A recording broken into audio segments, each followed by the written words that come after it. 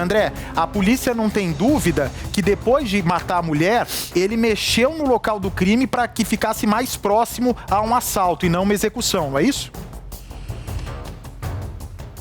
Até para botar o corpo dela mais para fora, né? Para sustentar a versão dele que o ladrão chegou, teria chamado por eles e eles foram pegos de surpresa já na porta de casa pelo ladrão, que teria se assustado com o grito dela e aí atirou na cabeça dela, ela caiu do lado de fora e ele mais pro lado de dentro, ele teria tomado um tiro de raspão aqui na altura do peito.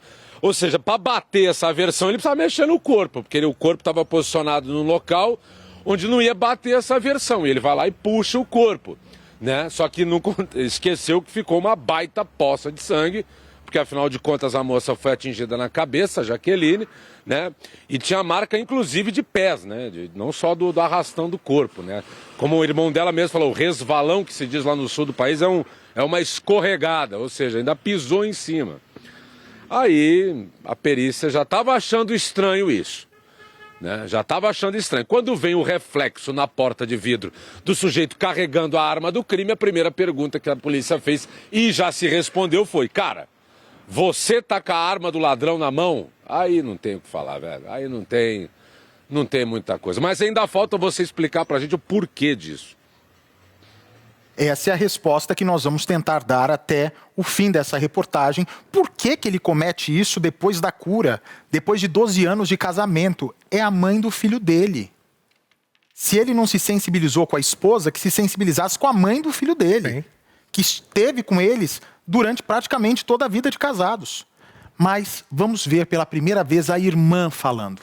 A família manteve o silêncio até agora. O crime foi dia 13, mas a prisão só aconteceu nesse fim de semana. Eu conversei com a Ana, vamos ver. O crime foi que horas? Olha, até então a gente não sabia, né? Agora que a gente soube. No sábado de madrugada, era 5h31, 5h32, ela mandou um bom dia. Mas no sábado a gente sabe, é muito difícil de acordar cedo no sábado. E ela mandou um bom dia, que naquele dia era o aniversário surpresa que a gente ia fazer para nossa mãe. Ela mandou o bom dia, vocês estranharam o horário que ela estava mandando o bom dia, porque era 5h30 da manhã. Isso. Aí, quando foi, meu marido levanta às 7 horas para ir trabalhar, no sábado, era umas 7h15, 7h20, o meu irmão me ligou, falando que aconteceu um assalto lá na Mana, que os dois estavam baleados. Aí a hora que a ambulância chegou, desci, aí a hora que eu vi, só ele desceu e ela não desceu, eu falei, meu Deus. Eu falei, cadê minha irmã? E ele, no momento, ele tava com a mão em cima do ferimento e com o olho fechado e não olhou pra mim. Aí, como a minha madrasta, ela é técnica de enfermagem, ela falou assim, Ana, ela não resistiu porque eles não trouxeram ela. Aí, naquele momento, a gente já desabou. Aí você foi até o sítio? Não, quem foi até o sítio foi o meu esposo, o meu pai e meu irmão. E o que eles acharam quando chegaram lá? Porque você, embora tenha visto ele, na hora que você bateu o olho no assassino, você não imaginou que ele tinha cometido aquilo? Não, a gente não passou na cabeça aquilo. Olha, quem tava lá na cena, eles estranharam porque tinha a marca de sangue num lugar e a cabeça da minha irmã tava em outro. Aí na mancha que tinha o sangue ali, tinha tipo um esbarrão. Aí daí ainda o investigador tava lá e ele falou, não, essa cena tá estranha, foi mexida. Aí que a gente começar a ficar com o pé atrás. Bem, a irmã também falou pra gente o choque ao descobrir que o Adriano, aquele rapaz acima de qualquer suspeita, um menino simpático, amável, calado, mas simpático, sempre muito querido com a família, carinhoso com a esposa, era o verdadeiro assassino da Jaque. Vamos ver. Quando que vocês começaram a imaginar que ele podia ter algum envolvimento? Olha, para falar a verdade pra ti, foi no dia que eles me chamaram pra Para conversar.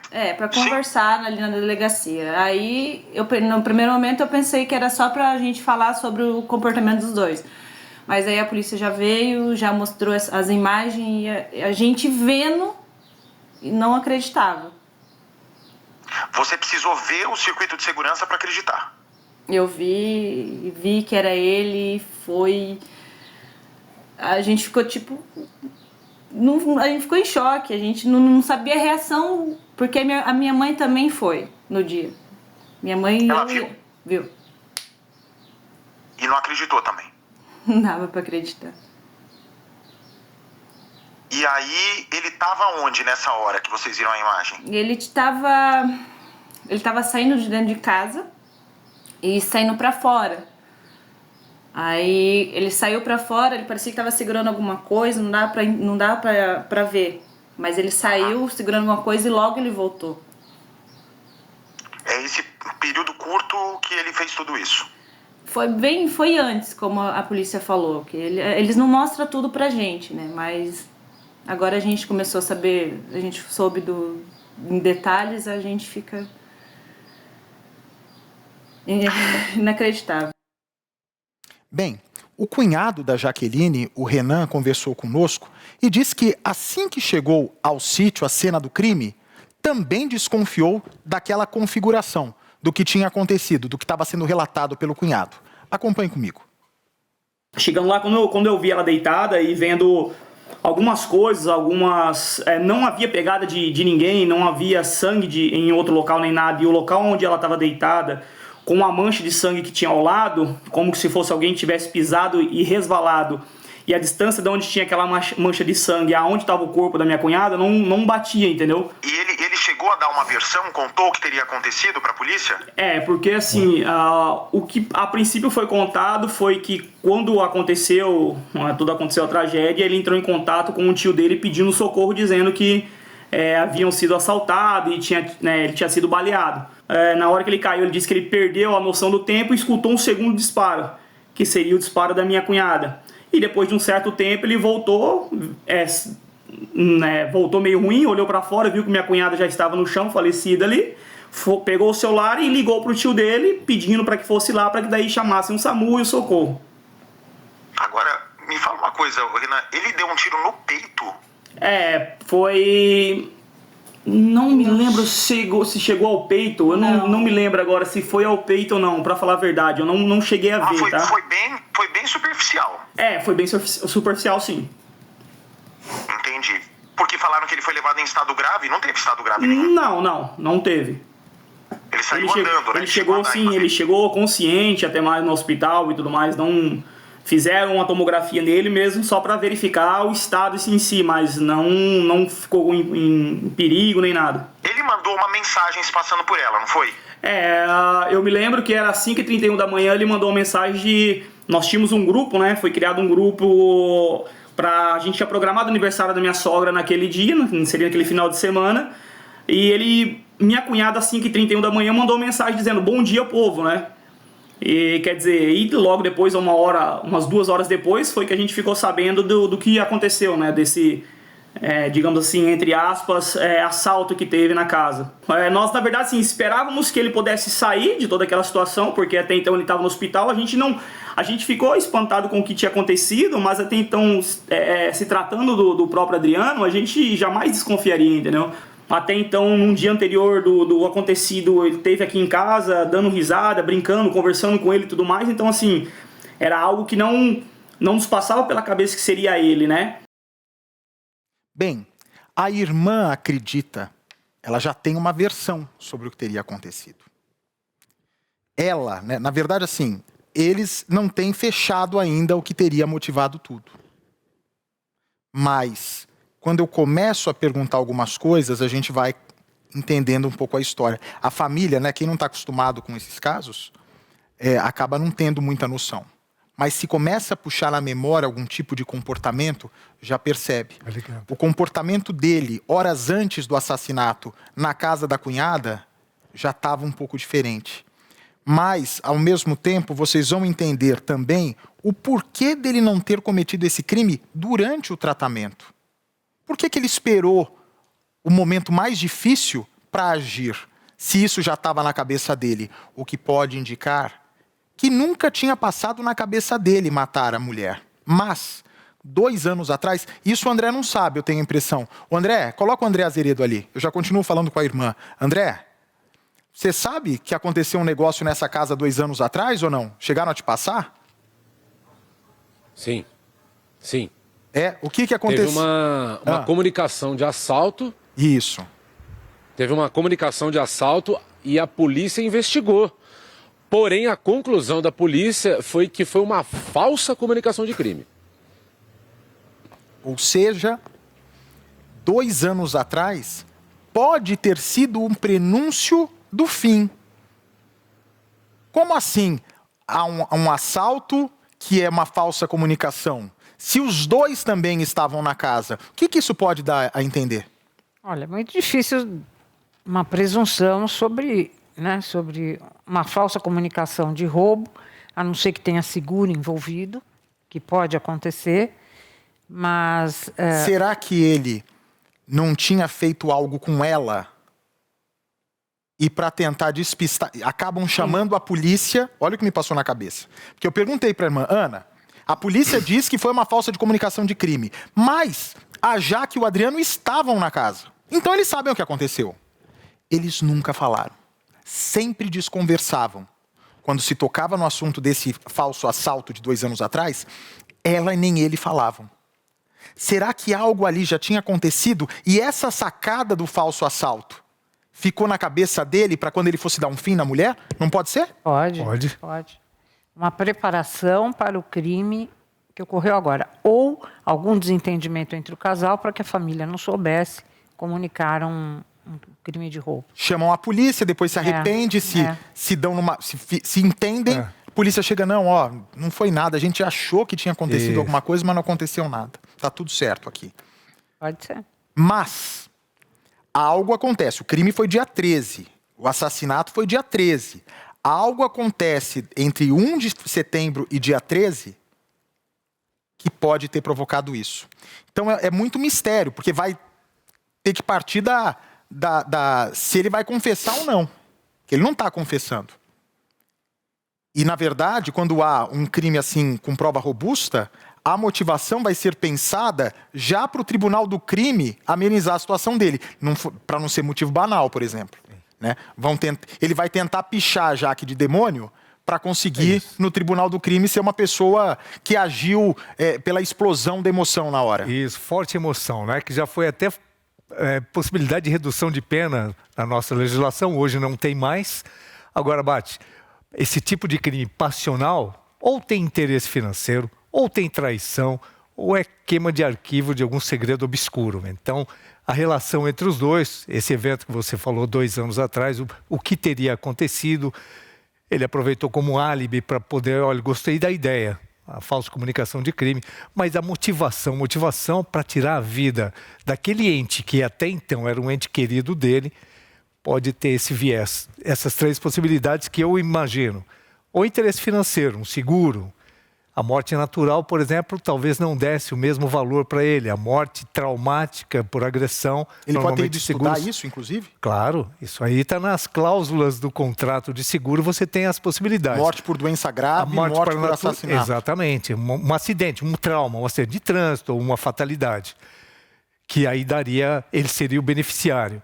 Ou ele descobriu alguma coisa, ou ela descobriu alguma coisa dele, que é aquele segredo obscuro que ele falou, não, eu preciso eliminar. Algum palpite, doutora? Nenhum.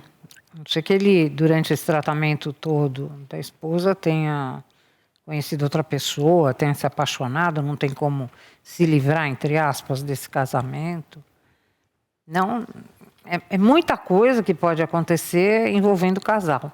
Vocês vão ver que, ao mesmo tempo que tudo parece ter sido causado por algo recente, quando você puxa essa história de 2 anos atrás, daí deixa a situação mais confusa. Bom, mas é recente ou já começou 2 anos atrás? Exato. Era um homem casado, os 2 muito bem colocados, para a família um anjo menino, para a sogra dela, já que era uma pessoa especial, a mãe do assassino está arrasada pela Jaque, não quer nem saber do filho. Sim.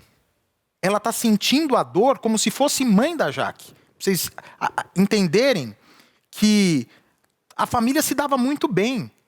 Então, o relacionamento podia não ser tão bom e a Jaque não transparecia, a Jaque escondia a verdadeira face do marido, talvez até para poupar os pais dela e o pai dele. A família, Né? Acontece Porque, afinal muito. de contas, é mãe. Então, ela pode ter pensado naquele momento. Ela dizia, eu quero manter o meu casamento forte. Talvez pela mulher, que é muito mais evoluída que a gente, e queria fazer isso pelo filho. Não queria que o pai não estivesse em casa para criar a criança. E depois de tudo que ela passou, né, Bate, na luta contra o câncer, ela imaginou, quer dizer, ela projetou que seria mais importante até ela sofrer algum tipo de restrição, ela guardar algum segredo, para não expor, eventualmente, alguma coisa que já acontecia na relação. Ela já tinha passado por maus bocados, então não seria uma relação, pelo menos naquele momento para ela, não o que ela desejaria, mas olha, pela família, pelo filho, por todo o conjunto da obra, eu vou manter esse segredo. E o dinheiro, ele tinha. O dinheiro ali, morava bem numa casa, vocês viram, uma casa condição. confortável. Será que ele mataria por dinheiro? Eu vou revelar para vocês. Eu não. Quem vai contar isso daí, que pode ser um indício do que realmente aconteceu... Motivação. Feche meu microfone um instantinho, por favor.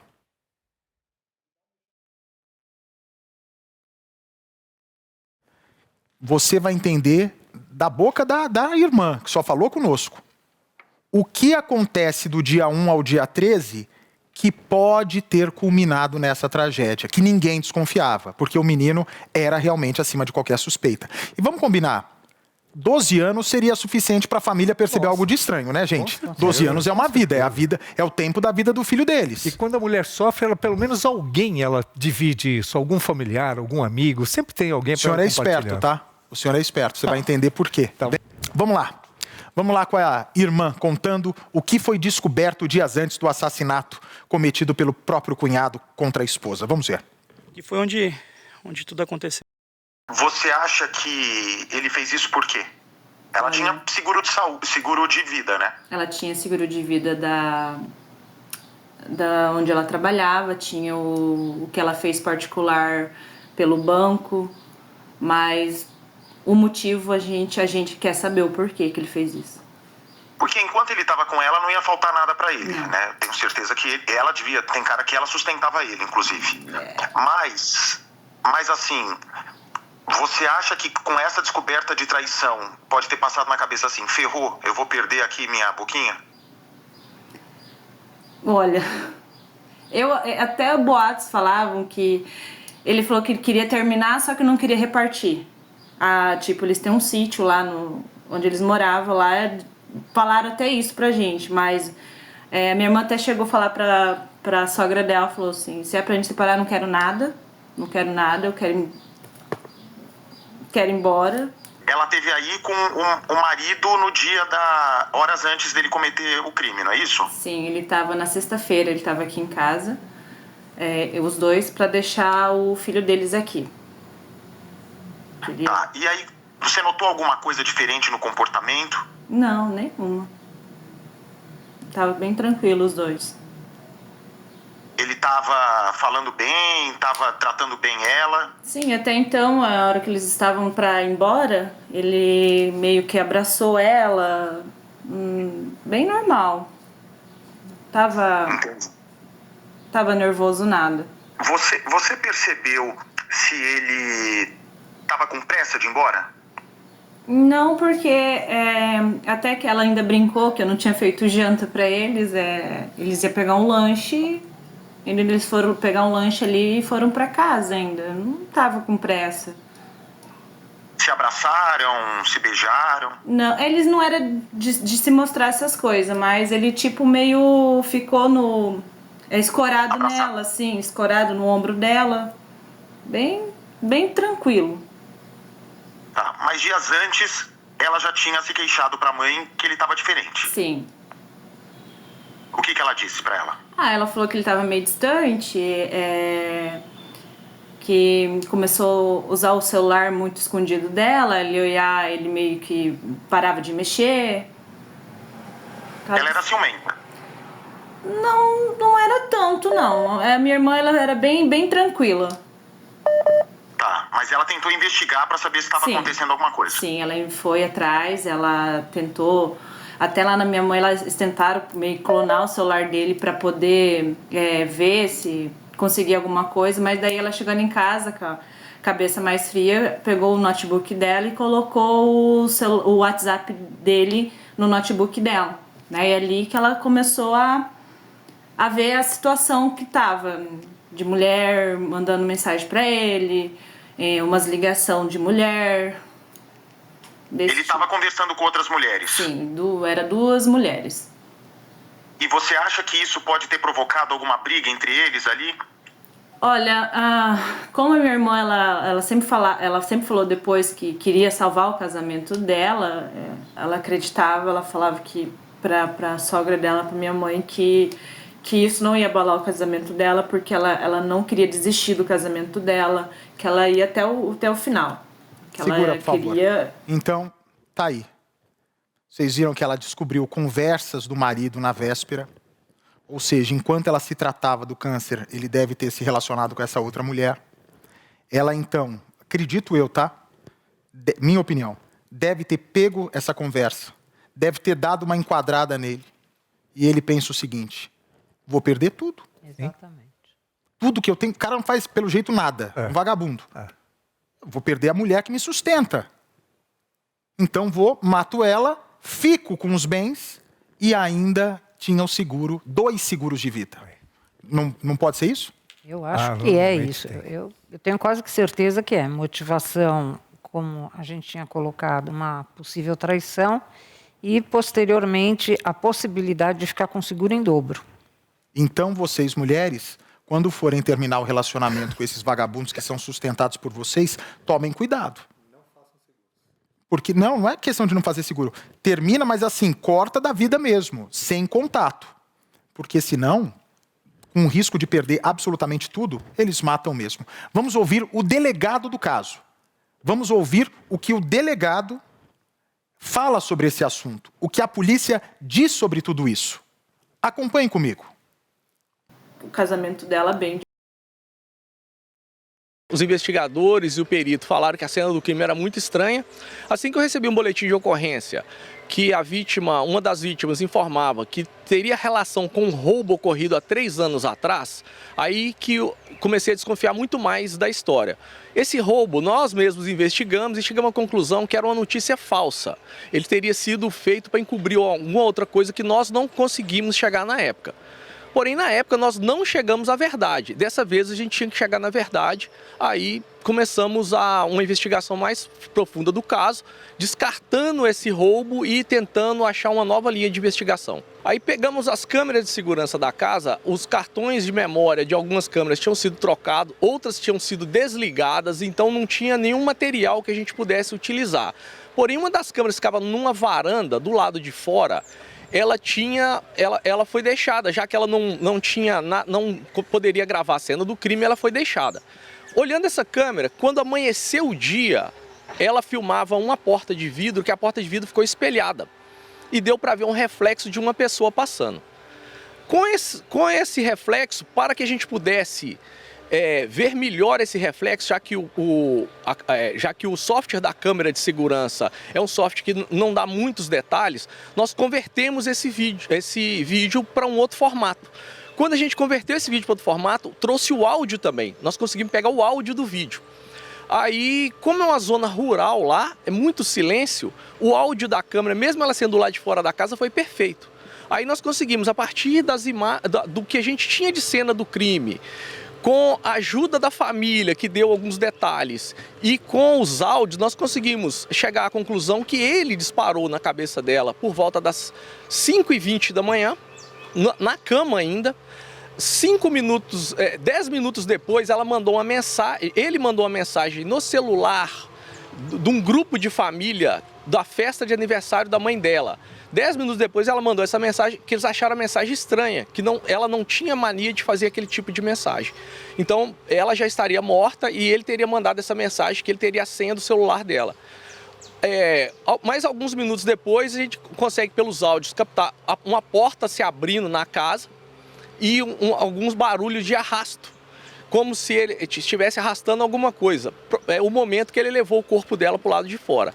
1h10 depois, 6h30 da manhã mais ou menos, ele escuta-se um outro disparo nessa câmera, dessa vez bem mais alto, porque já o primeiro foi abafado, que provavelmente foi dentro de casa, e logo na sequência passa a imagem que nós captamos no vídeo, a pessoa passando e voltando.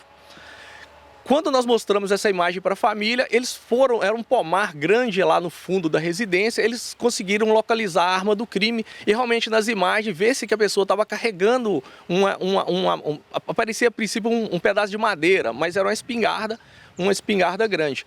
Logo na sequência tem uns áudios dele pedindo socorro e quando as pessoas chegam no local, praticamente não se escuta mais, porque os cachorros começam a latir de forma muito vigorosa. Ele tentou ficar livre do crime, né? Porém, como a cena do crime estava muito estranha e nós procuramos não pegar a informação fácil, primeira informação do local, e conseguimos aí, com um trabalho especializado dos investigadores da delegacia, resolver o crime. Parabéns ao trabalho da Polícia Civil lá da cidade. Parabéns e minha solidariedade mais uma vez para todos da família da Jaqueline. Não mereciam passar por isso. SBT News, o maior canal de notícias do YouTube.